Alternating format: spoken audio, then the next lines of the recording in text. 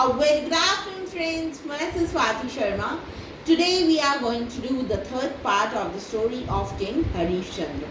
आज हम राजा हरिश्चंद्र की स्टोरी का थर्ड पार्ट करेंगे. जल्दी से रिकैप करते हैं सेकंड पार्ट में क्या हुआ. देखिए होता क्या है, राजा हरिश्चंद्र अपनी आर्मी के साथ जंगल में से जा रहे होते हैं. उसी टाइम पर उनकी जो आर्मी है वो बड़े बड़े ड्रम बजा रही होती है ताकि जितने भी एनिमल्स हैं वो उनसे दूर रहें.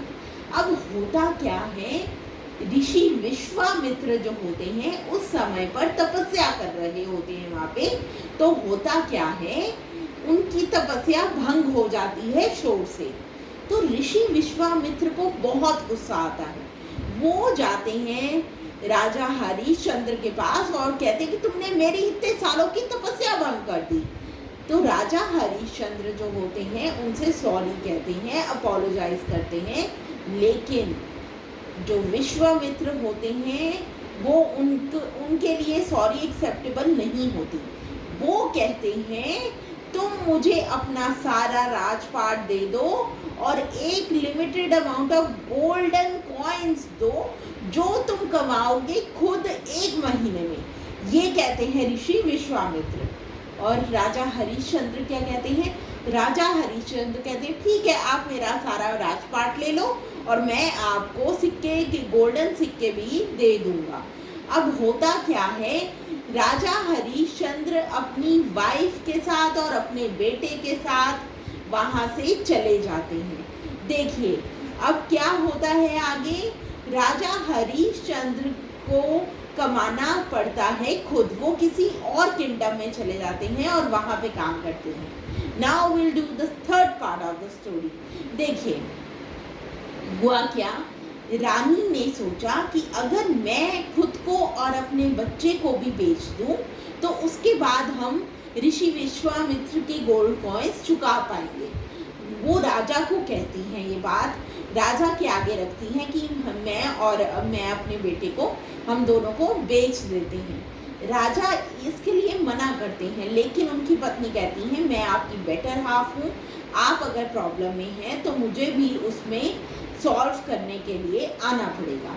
तो राजा मान जाते हैं. अब करते हैं आगे.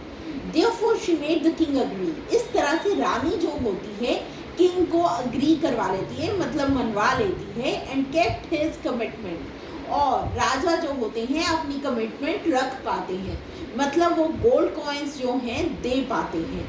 किस लिए, in order of divine will. Divine will जो होती है एंड रिस्पॉन्सिबिलिटी, वो जो होती है अपनी रिस्पॉन्सिबिलिटी समझ के अपने आप को और अपने बेटे को भेज देती हैं.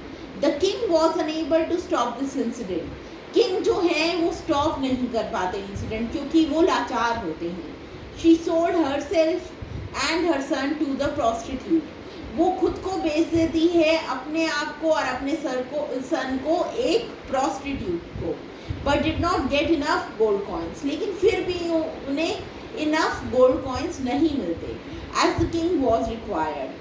जितने किंग को चाहिए होते हैं उतने नहीं मिलते.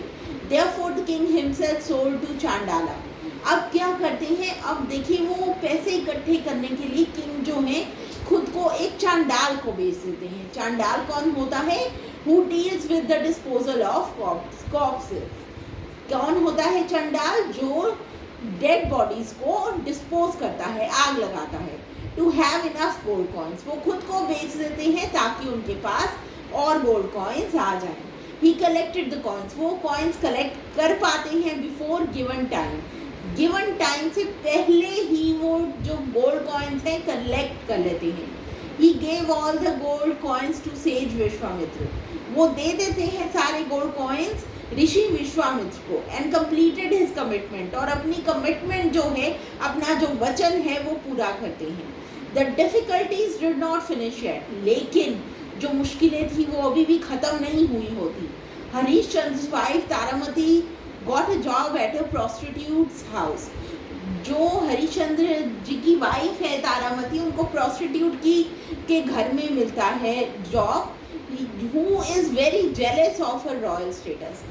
वो प्रोस्टिट्यूट जो होती है वो बहुत जेलस होती है रानी के रॉयल स्टेटस की. So she gave her difficult task to do every day, इसलिए वो उन्हें देती हैं डिफिकल्ट टास्क करने के लिए every day. There son Rohitaksha was appointed by the king of that land to pluck flowers for the prayer every morning.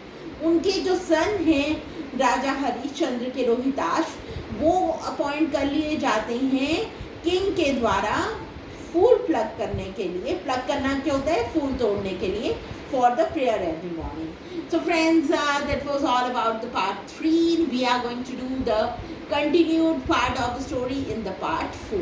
Thank you.